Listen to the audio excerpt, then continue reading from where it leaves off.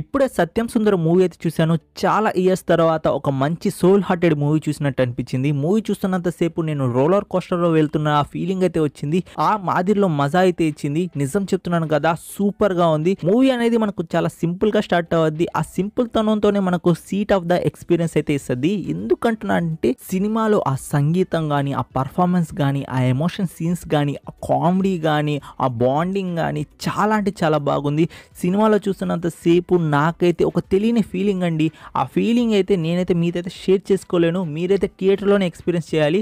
So మూవీలో మనకు fight scenes లేవు, యాక్షన్ సీక్వెన్స్ లేవు, పాటలు లేవు, అరే పెద్ద హైలైట్ సీన్ ఏం లేవు.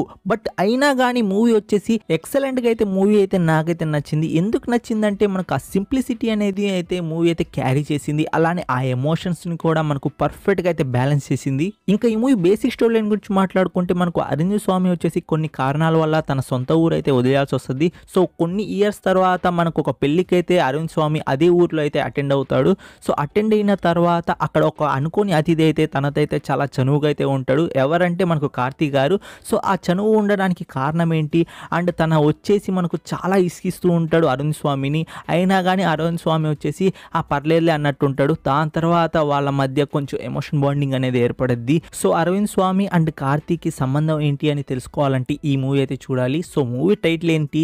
సత్యం సుందరం. సో టైటిల్ తగ్గట్టే మనకు సత్యం అండ్ సుందరం కలిసి ఆ రాత్రిలో ఏం చేశారు, ఆ ఎమోషన్ బాండింగ్ మనకి ఎలా చూపించారు అనేది స్టోరీ ప్లాట్. మూవీలో వచ్చేసి ఎమోషన్ సీన్స్ అనేవి చాలా ఉన్నాయి. నాకు ఫస్ట్ హాఫ్ లో ఆ గిఫ్ట్ ఇచ్చే ఎపిసోడ్ ఒకటి ఉంటుంది పెళ్లిలో, అక్కడ ఎమోషన్ అనేది కొంచెం పండింది. అండ్ సెకండ్ హాఫ్ లో మనకు కార్తీ హౌస్ నుండి అయితే మనకు అరవింద్ స్వామి ఇంటి నుండి వెళ్ళే సీన్ ఒకటి, అలానే కొన్ని సీన్స్ అయితే ఉన్నాయి. మీకైతే ఖచ్చితంగా ఎమోషన్ టచ్ అయితే ఇస్తాయి, దానికైతే గ్యారంటీ ఉంటుంది.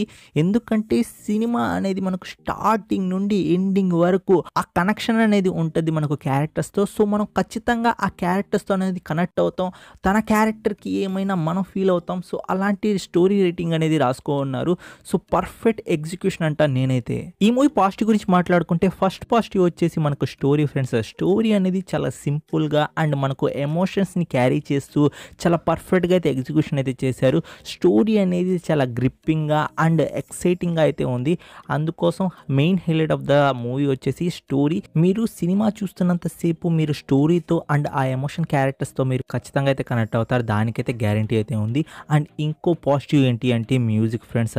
ఆ స్టోరీ జరుగుతున్నప్పుడు ఎమోషన్ సీన్స్ కానీ ఫన్నీ ఎలిమెంట్స్ అయితే జరుగుతున్నాయి, అప్పుడు వచ్చే మ్యూజిక్ కానీ ఎంత బాగుందంటే చెవులకి అయితే వినసొంపుగా అయితే ఉంది ఫ్రెండ్స్. మ్యూజిక్ వచ్చేసి ఒక పర్ఫెక్ట్ సింక్లో అయితే మూవీలో అయితే వెళ్తూ ఉంటుంది. అది వచ్చేసి బెస్ట్ పార్ట్ అన్నమాట.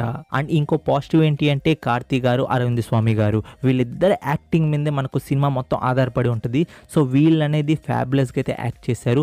మనకు ఫ్యాబులస్గా యాక్ట్ చేయడం అంటే ఆ క్యారెక్టర్లో దూరిపోవడం కాదు, ఆయన క్యారెక్టర్లో చేస్తున్నంతసేపు మనం ఫీల్ అవుతాం, అరే మన పక్కన ఇలాంటి ఒకడు ఉంటే బాగుంటుందిరా, మనం లోన్లీగా ఉన్నప్పుడు అరే ఇలాంటి ఒక పర్సన్ మనకు తోడుగా ఉంటే, మనం సాడ్గా ఉన్నప్పుడు మన ఎంటర్టైన్మెంట్ చేయడానికి ఎంత చీపో అన్నా కానీ మనకు జిడ్డులాగా వదలకుండా మనతోటి ఉండి మన సంతోషాన్ని కోరుకునే పర్సన్ ఉంటే బాగుంటుందిరా అన్న ఎమోషన్ మనకైతే కలగద్ది. అలాంటి క్యారెక్టర్ అనేది ప్లే చేశారు మనకు కార్తీ గారు అయితే. సో అది వచ్చేసి నాకు చాలా బాగా నచ్చింది. అండ్ మూవీలో వచ్చేసి ఒక్క నెగిటివ్ అయితే ఉంది. ఆ నెగిటివ్ ఏంటి అంటే మనకు స్లో నరేషన్ ఫ్రెండ్స్. ఇలాంటి మూవీకి స్లో నరేషన్ అనేది చాలా కామన్. ఎందుకంటే మనకు స్టోరీ అనేది చాలా గ్రిప్పింగ్గా వెళ్తున్నప్పుడు మనకు స్లోగా అనిపిస్తుంది మూవీ. అండ్ ఇంకోటి ఏంటి అంటే మూవీ అందరికైతే కాదు, ఎందుకంటే మాస్ యాక్షన్ మూవీ లవర్స్కి అయితే ఈ మూవీ వచ్చేసి ఏంట్రా ఇంత స్లోగా ఉంది, అరే ఏంట్రా ఇదంతా అనిపిస్తుంది. బట్ మూవీ మాత్రం ఫ్యామిలీ ఆడియన్స్కి అండ్ మూవీని చూసే మూవీ లవర్స్కి మాత్రం సూపర్గా అయితే నచ్చద్ది, దానికైతే నేను పక్కా రాసిస్తాను. ఎందుకంటే ఇలాంటి క్లాసికల్ మూవీస్ వచ్చేసి మనం చూడడం చాలా అరుదు. సో మూవీ అనేది నాకైతే చాలా బాగా నచ్చింది. మీకు మూవీ కొంచెం స్లోగా అనిపించవచ్చు, ఎందుకంటే మూవీ డ్యూరేషన్ వచ్చేసి ఆల్మోస్ట్ మనకు 3 అవర్స్ అన్నమాట. సో 3 అవర్స్లో మనకు స్లో నరేషన్గా అయితే మూవీ అయితే వెళ్తూ ఉంటుంది. బట్ మూవీ అయితే ఫైనల్గా మీకైతే మంచి ఫీల్ గుడ్ ఎమోషన్ అయితే క్యారీ అయితే చేసేది, దానికైతే పక్కా గ్యారంటీ అయితే ఉంది. మూవీ వచ్చేసి మీరైతే థియేటర్లో పోయి చూడండి ఫ్రెండ్స్. మూవీ అనేది మీకైతే ఖచ్చితంగా అయితే నచ్చుతుంది. అండ్ ఈ మూవీకి నా రేటింగ్ వచ్చేసి 8 అయితే ఇస్తాను అవుట్ ఆఫ్ 10కి. ఇది నా పర్సనల్ రేటింగ్ అన్నమాట. సో మూవీ చూసిన తర్వాత మీ ఒపీనియన్ మీకు ఎలా అనిపించిందో నాతో అయితే షేర్ చేసుకోండి. నా రివ్యూస్ మీకు ఎలా అనిపిస్తున్నాయో కామెంట్ రూపంలో అయితే తెలియజేయండి. Next review and next recommendation video అయితే కలుసుకుంటాను. Take care, bye bye, see in the next video friends.